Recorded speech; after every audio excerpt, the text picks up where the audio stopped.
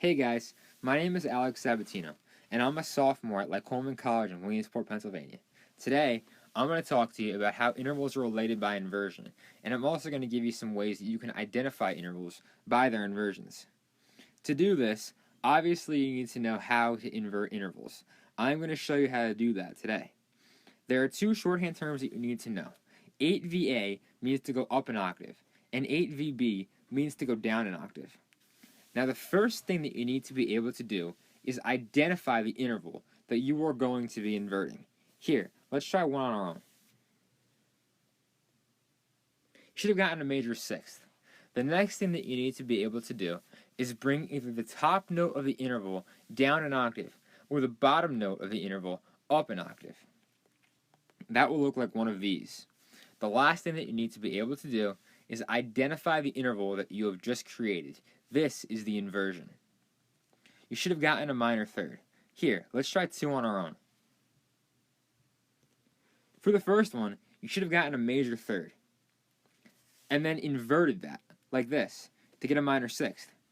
For the second one, you should have gotten a major seventh, and then inverted that, like this, to get a minor second. There are two things that you absolutely need to do to make sure that your answer is correct. This is very important. The first one is to make sure that the numbers that you have in both of the intervals add up to 9. The second thing that you need to do is make sure that the qualities that you have in both of the intervals are opposites. There are 5 types of qualities that can be used in intervals. There are major and minor, which are opposites of each other. Then there are augmented and diminished intervals. Those are opposites of each other as well. Now there is one more quality, and that is perfect. Perfect, however, is the opposite of itself. Here's a chart that I made that can show you a little more about what I mean. Notice in this chart how diminished and augmented are on the ends. They are numbers 1 and 5. Minor and major are on the insides of them. They are numbers 2 and 4. And then perfect is in the middle. If you want to use this chart, remember that the numbers of the qualities that you choose have to add up to 6, otherwise something's wrong. So D and A for diminished and augmented, 1 and 5 add up to 6. Major and minor, 2 and 4 add up to 6. P and P, perfect and perfect, 3 and 3 add up to 6. Here's a quiz to see how you understand everything that you learned today. Pause the video, take the quiz, and then play it to see how you did.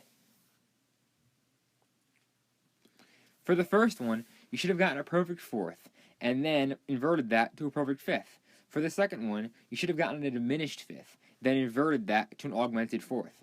For the third one, you should have gotten a perfect eighth, or octave, and inverted that to a perfect one, or unison. For the fourth one, you should have gotten a major second, then inverted that to a minor seventh. That's all I've got for you today. I hope you learned a lot about intervals, and have a good day.